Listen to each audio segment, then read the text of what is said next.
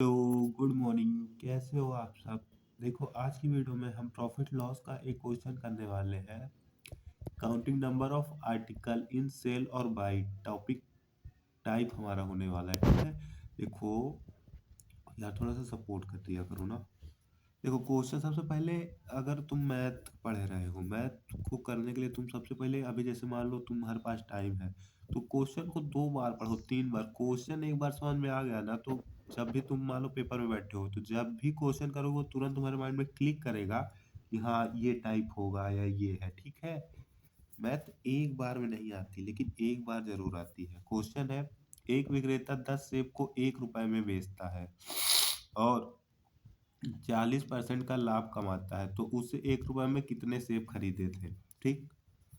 सबसे पहले हम क्या करते हैं, कह रहा है 1 रुपए में कितने सेब खरीदते हैं, सॉरी बेचता है। 1 रुपए में कितने सेब बेचता है, 10 सेब। एक में कितने सेब बेचता है, 10। एक में 10 सेब। ये उसका एसपी है सवाल के अकॉर्डिंग। ठीक।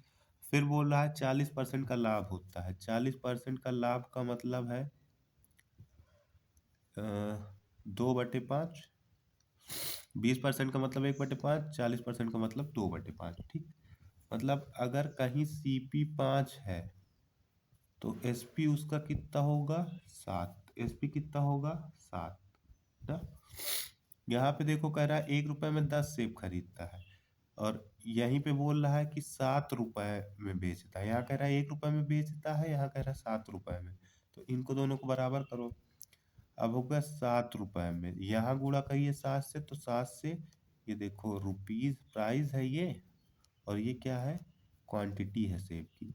तो यहाँ भी 7 से गुणा होगा। रेशियो कहता है अगर मेरे एक साइड में कुछ करोगे तो दूसरी साइड में भी वैसा करो। लाइक कि जैसे गांधी जी ने कहा था एक गाल में थप्पड़ मारते हो तो गांधी जी दूसरा गाल आगे कर देते, तो वही हाल यहाँ है। तो ये हो गया 7 रुपए में 70 सेब उसने बेचे। 7 रुपए में 70 सेब बेचे। 7 रुपए में 70 सेब बेचे। सेब कितने हैं टोटल, 70।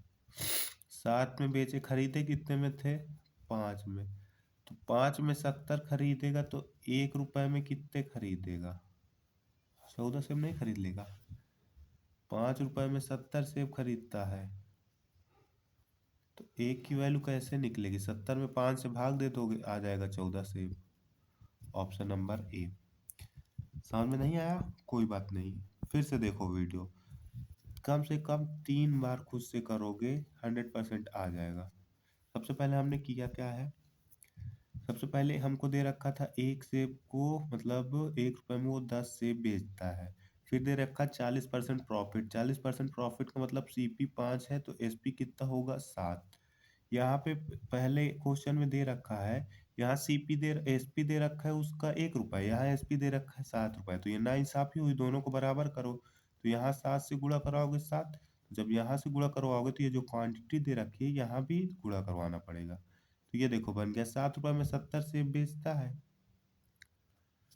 और 70 सेब को खरीदता कितने में है, 5 रुपए में। 70 सेब को खरीदता कितने में, 5 रुपए में। तो एक सेब को कितने में, मतलब 1 रुपए में कितने सेब खरीदता है, 14 सेब।